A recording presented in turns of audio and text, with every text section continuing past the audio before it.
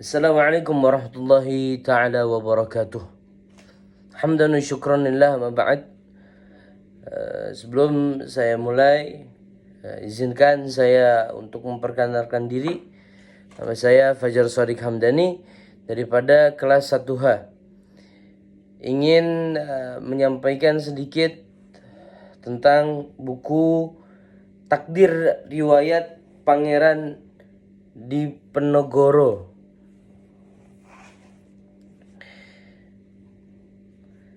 Pada tahun 1785 sampai tahun 1855 yang ditulis oleh Peter Cray. Bagian pada bab kelima, ya, dalam judul pemberontakan Raden Ronggo. Setidaknya ada beberapa bagian kacamata saya, poin-poin yang menjadi intisari daripada terjadinya pemberontakan dan apa saja, kemudian situasi apa saja yang dialami sehingga menjadi terjadi adanya pemberontakan pada zaman tersebut. Sini yang pertama pemberontakan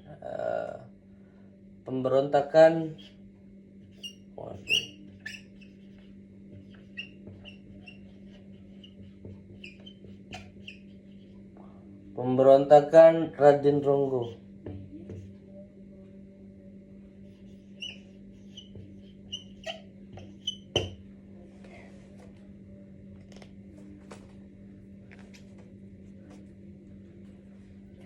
Yang pertama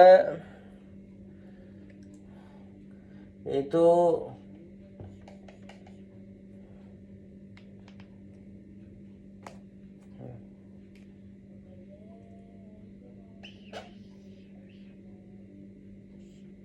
pembersihan, ya.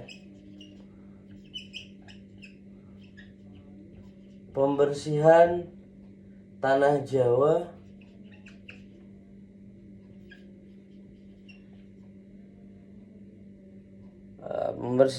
Jawa yang ternodai.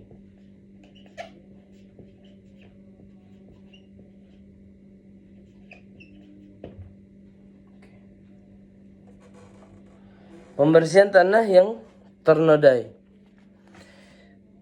Kenapa saya ambil tema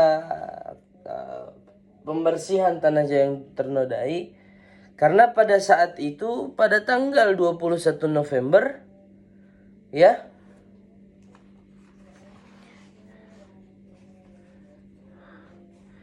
Angel Halt memulai operasi militer, ya, terhadap Raden Ronggo yang diduga memobilisasi pengikut Madiun, ya, pada tanggal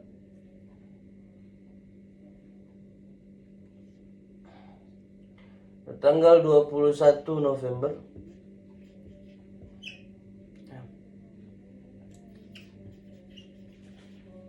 Angel Halt, ya, melakukan operasi militer.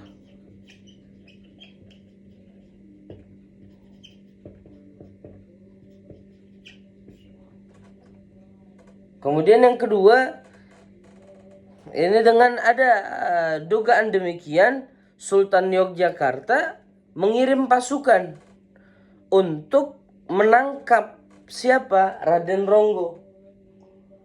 Untuk menangkap Raden Ronggo. Ya.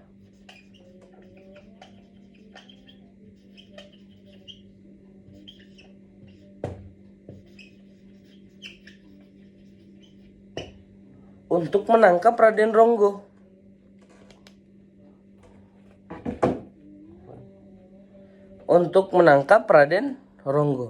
Akan tetapi di tengah jalan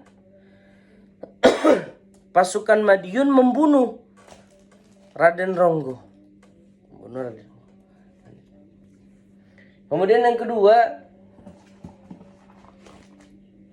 motivasi.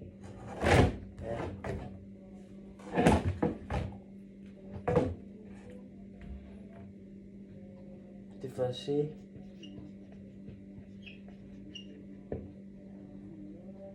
dan retorika.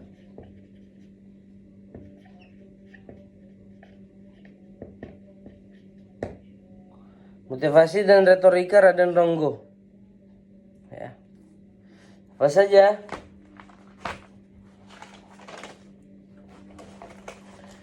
Yaitu menulis surat. Ya. Menulis surat agar membebaskan tanah Jawa daripada pengaruh asing. Ya. Membebaskan.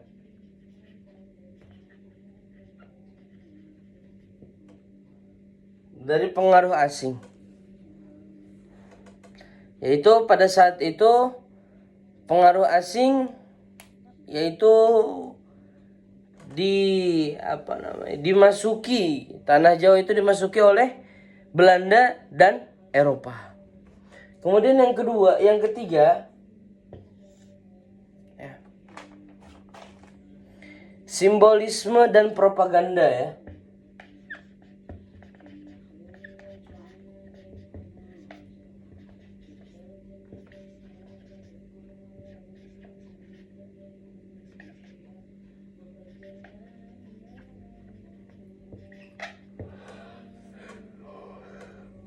Simbolisme dan propaganda.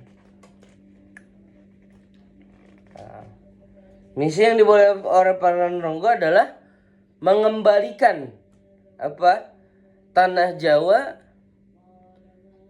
pada pemikiran-pemikiran yang religius, pemikiran-pemikiran yang didasari dengan pemikiran yang religius. Dan membentuk kenapa pemberontakan itu tersebut terjadi, apa yang terjadi yaitu Raden Ronggo membentuk struktur ya, membentuk struktur pemerintahan tersendiri ya, menggunakan simbol-simbol kekuasaan seperti mahkota, kereta kencana, dan elemen-elemen yang lainnya, hingga menarik dukungan dengan oleh para bangsawan dan rakyat-rakyat lain. Mungkin cukup sekian penjelasan saya tentang bab kelima, tentang pemberontakan Pangeran Diponegoro. Assalamualaikum warahmatullahi wabarakatuh.